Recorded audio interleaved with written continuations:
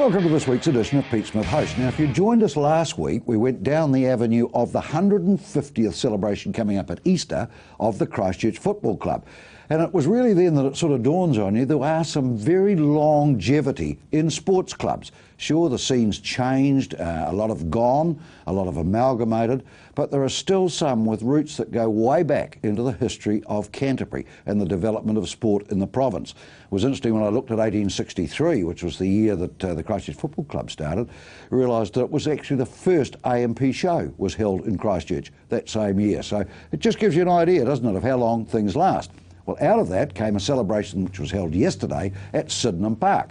Now, we all know Sydenham Park, we've all driven past it, we've all seen a lot of sport being played on there, but it has come with some problems, and it's been a redevelopment project that's been taken, and they celebrated in fine style yesterday afternoon when the SBC, which we're going to find out what that is, representing cricket at Sydenham, is Graham Harris. Graham, welcome, and yesterday went well? It did, Peter.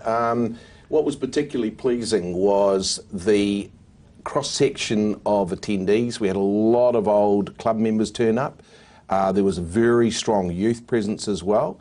And I think there were probably over 100 people there, and yeah, we were delighted. Right. Dennis Cox joins me from the other side of the ledger, the winter code, if you like, which is hockey.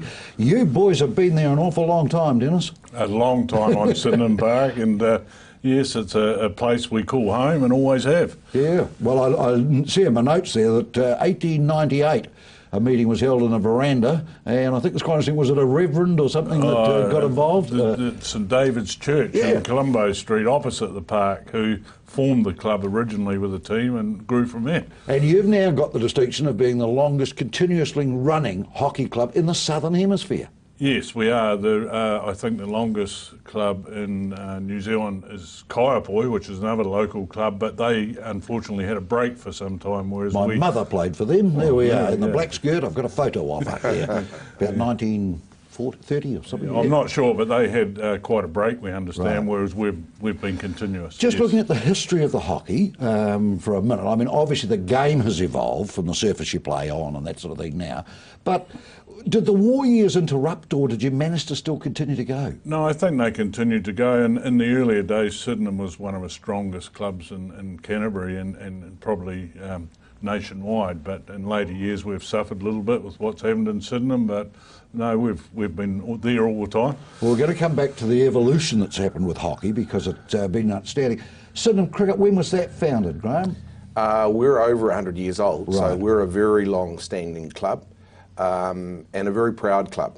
We've had a number of outstanding players, both men and women, who've represented both Canterbury and New Zealand.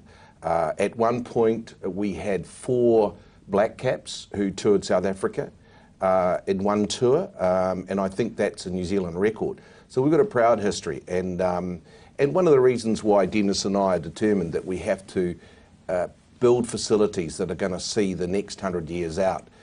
It's very, very important. You've got to change and you've got to adapt and you've got to build. Right. Well, if we deal with the events of February 11, for argument's sake, did that have a real impact on the Sydenham facilities? Oh, definitely. Yeah. Definitely. I mean, we had to abandon cricket. Canterbury Cricket, as it was then, made the decision to abandon the balance of the season. We had disruption in terms of players who left the club. Our coach, Mike Shrimpton, moved back to the Hawke's Bay, which was very disappointing. The facilities were damaged, but also we had incredible delays as we took stock of the situation. Getting structural engineers, geotech engineers was incredibly time-consuming and difficult. Was there ever a thought that that could be it? I don't think so, Pete. I mean, at the end of the day, the building came through okay, and it's a good, solid structure. So we always thought we could rebuild it. It was just the time delays that we were incurring that were incredibly frustrating. Dennis, did it impact on that winter season as well for you guys? Only from a practice perspective, because the artificial surface practice facility we have there, which is shared with cricket with their nets, had severe damage, so that the whole You had another problem though, didn't you, where the hockey centre of Christchurch was decimated as well, wasn't it? Yeah, although that didn't have so much impact directly on the club. But where were the people that played? Well, they built a new service at Pirate Park, which catered for some of it.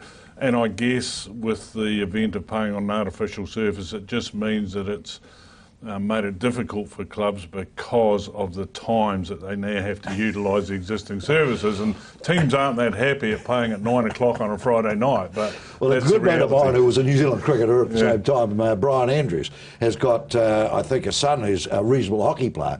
But he tells me the times that he's got to go to hockey, it's 9 o'clock at night on a Sunday or something. 8 o'clock in the morning if you want to get up early. Yeah. I'd love to see your timetable, how they do the draw. I mean, it's because it's virtually 24/7, isn't it? This thing's going now. Yeah, and as I say, unfortunately, that's destroyed a little bit the foundation of clubs and the social mix of clubs, because the players aren't all together at any one time. And that's an important ingredient, isn't it? I mean, you're talking last week to the Christchurch Football Club guys.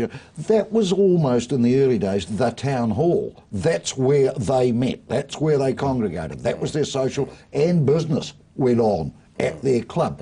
That would be similar, I would think, in the club scenarios we grew up with, Graham. Oh, totally, Peter. And the reality is that as difficult as it is to get players back after games, it's equally as important to have your facilities 100%. Right. Because the choices are there. There are other social outlets for our players.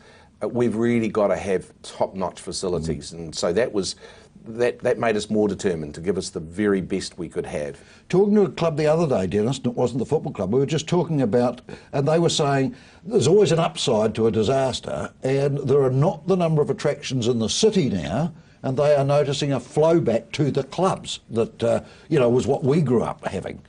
Yeah, although hockey, the Sydenham club in particular is suffering a little bit on the men's side, but we are having discussions with another club towards amalgamation in that area. I was going to bring it up the next part. I'm preempting you there. We're looking at amalgamations because I think that's the logical way, isn't it? We are, and we're talking with another strong club in our area, which would give sort of southern Christchurch a real presence on the hockey scene. So just before we go to the break, is there a thought to look at now putting them perhaps as areas rather than standalone clubs? In other words, the Southern District needs something, the East needs something, the West needs something. I think that's just driven by necessity now. Correct, yeah. And I don't think that's a bad thing, Graham, do you? No, I don't either. Yeah. Unless you lose your heritage, that's the only... Yeah, that's the risk. But currently with our youth, for example, Peter, we have the Southwest Youth Cricket.